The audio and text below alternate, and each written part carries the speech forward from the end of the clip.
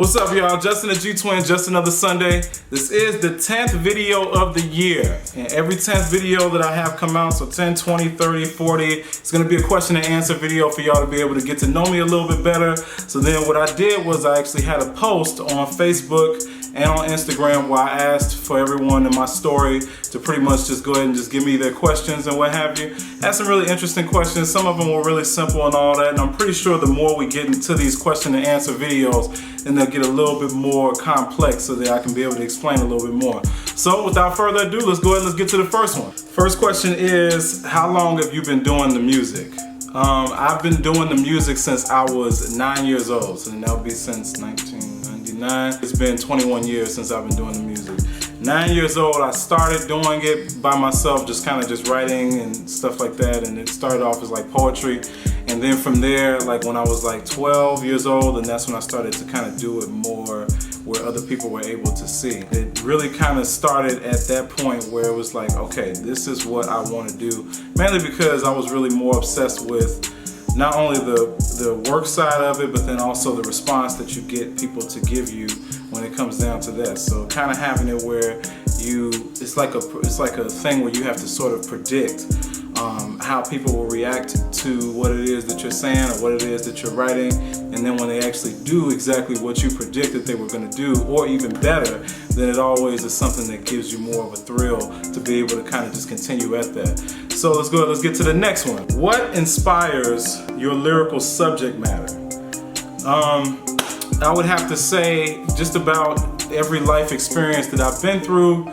It's been where, of course, you do what I call, or as most comedians call, put 100 on 10. So you take whatever experiences that you've dealt with in life, and then you put 100 on 10 on that, because what you're trying to do is you actually have to make yourself either the worst of the worst or the best of the best of whatever subject matter that you're actually alluding to. So for example, on one of the videos that I released probably like in January and what have you, the video was pretty much talking about how a guy ends up appreciating a girl after she pretty much is, interested in someone else and kind of moved on with their life. I think every guy at some point, especially if you were one that was not really as enthusiastic about a relationship or anything like that, then once the girl ends up moving on and you start to realize what her worth was, I think every guy has gone through that at some point.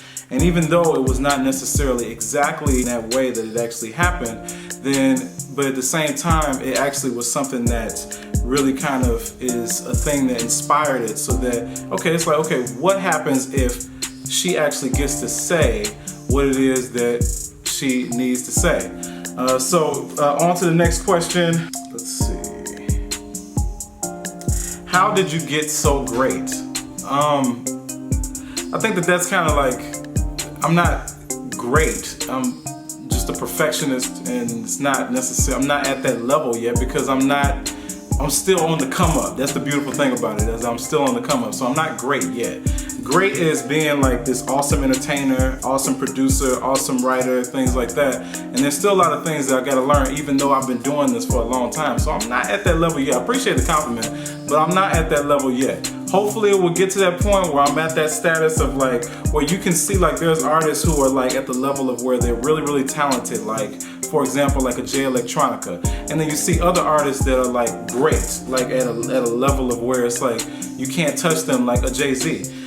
That's really the level that I'm trying to get to. So it's gonna take a little bit of time to be able to get there, but I appreciate the compliment.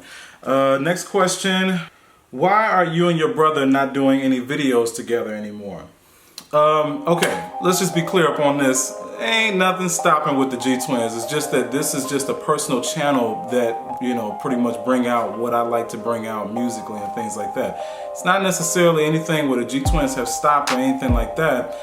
The thing with the G-Twins as a brand, that will never end. Just make sure that y'all understand that. That's the reason why on this channel, my name is Justin the G-Twin. If the G-Twin stopped, then that would be where I would just go into a completely different direction.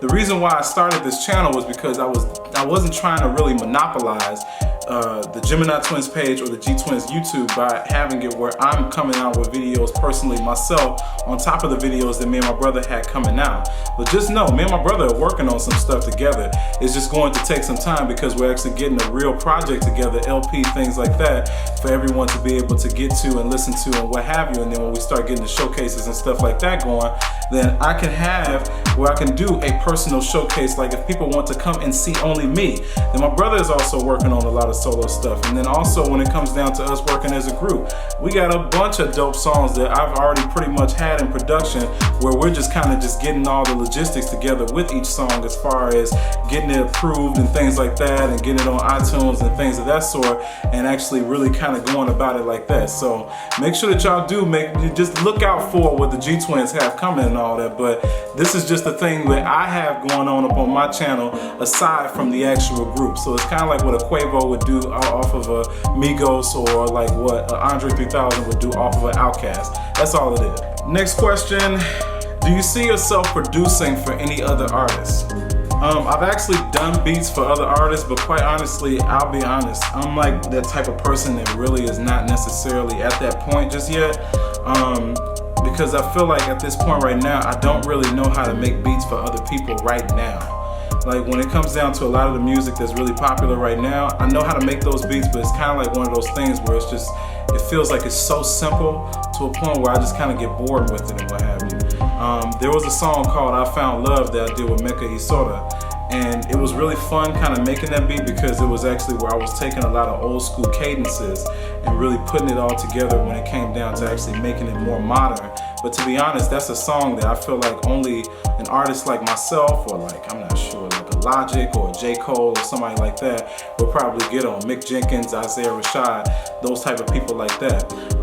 But at the same time, I would not necessarily be one that would say that I'm not open to it, because quite honestly, that may end up being a lane that I have to pretty much take advantage of, especially because the real money this day and age is not really coming from being an artist, especially if you're signed. The real money comes from being a producer, becoming a writer, or things like that for other artists. And let's be clear, writing for other artists, I do actually offer that. Now that's one thing that I do offer on top of the actual production. But what I would do is I would package it all up and then just have it where the actual beat will be made and the song will be written on top of the beat, where an artist can actually buy it from there, or we can actually go through whatever logistics that we need to go through and what have you. So I'm not necessarily going to be saying like I need my name up in the credits and all that, but people know how to do their split sheets. Next question. What is your favorite song that you've written so far up to this point? That's a hard question, only because you have so many different songs that have different points of view that come from it and what have you. I guess because every song is not necessarily the same. Like the tribute that I did for Kobe Bryant, that was one that was like really emotional for me, because it kind of just took me back to where it was like, okay, now I'm talking about the fears of me being a father and what would actually come from if I were in that situation, how would I actually feel? And it's also the letter to Trump. I mean, everybody kind of knows what kind of came out of that. But just for those of you that don't know and all that, I got a lot of death threats because of that song. But it was like having it where it's that makes it where it's a favorite song or one of your top, because it's like, okay, what I'm saying is actually really getting through to people, or it's something that's really kind of hitting a nerve.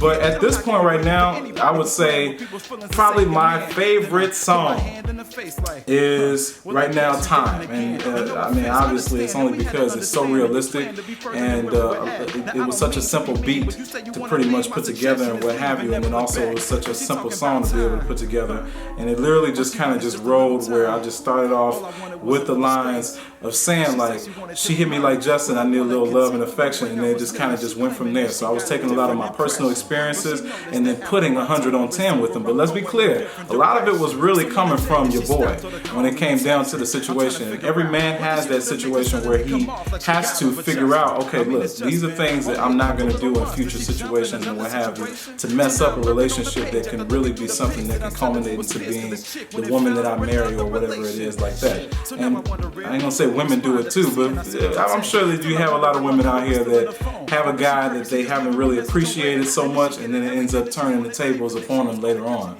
So, next question. What actually got you started doing production? Okay, this is a little bit of a complex thing. I'm just gonna kind of shorten it a little bit. But long story short, I was going on YouTube and I was watching a few videos and all that, and I was looking for some inspiration.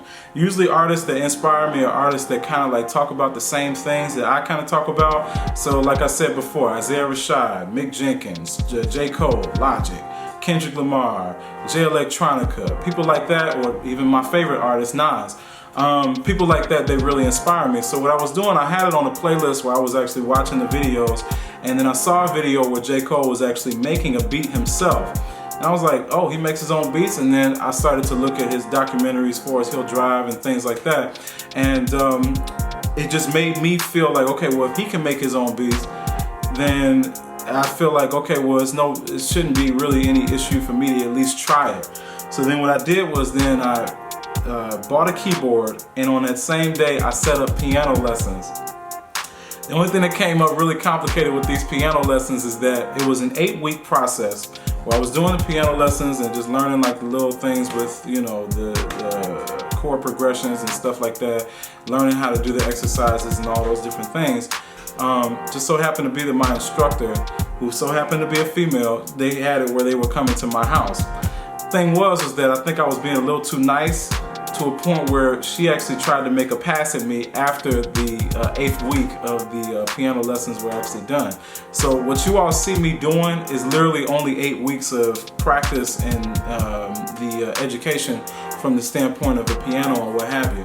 But getting into the production side of it and all that, I ended up just pretty much just, after getting those lessons, then I just started just straightforward in. That was March 2018. At this point, it's March 2020. So it marks like 2 years of me being able to do production.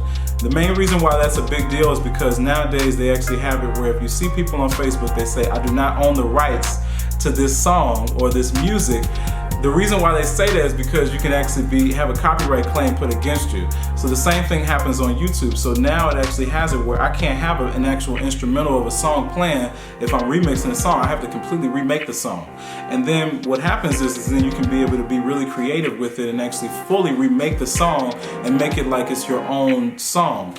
So that was what really got me started. But then now it gives me a lot more freedom to be able to be the artist that I want to be. Because now I don't have to really kind of go into the bubble of what other people's beats kind of put me in. I can be able to just make my own beat and make my own song.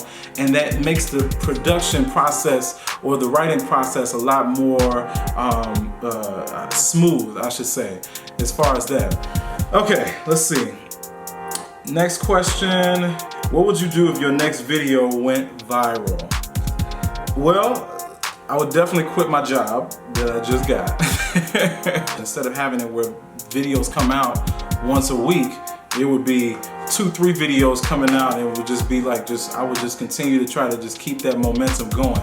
Because when I had a situation where videos were viral and what have you with me and my brother, we didn't necessarily really capitalize on that the way that we really should have. So having that where you learn those lessons and what have you, then you kind of know exactly how to really attack those situations when they actually come up. Last question. What artist inspired you to start rapping? Everybody who actually knows me knows this. Nasir Jones. The main reason why was because, and it's so funny, I heard him for the first time. My sister was actually playing this 3LW CD.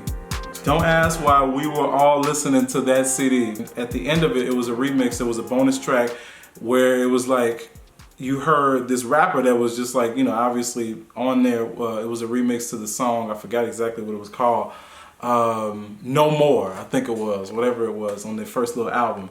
And he was rapping on there, and I said, who was that? Like, you know, and it was like, because the words that he was using, it didn't really seem jumbled, but it seemed like he was really kind of having a poetic flow that just sounded really good on a beat and what have you. And it was just like, who was that? And then come to find out, then I went further into research. This was before like Google was really a big thing and all that, and you had to actually go and like watch BET and hear if somebody actually sounded familiar to that. The next thing I hear is Nas, where he was doing Street Dreams. And then next thing you know, I'm listening to him doing One Mic, and I was like, okay, I gotta get this CD. Got Stillmatic, and then from there, it just ended up just being where it was like I wanted to be him all the way out. Obviously, I'm not really exactly like him or nothing like that, but that dude inspired me to start rapping and start writing. and you can kind of be able to see the way that his lines are and things like that. I'm not sure if I'm exactly like that because I rap a lot faster in a lot of my songs, but that is really where it started. Like the actual what's the word for it?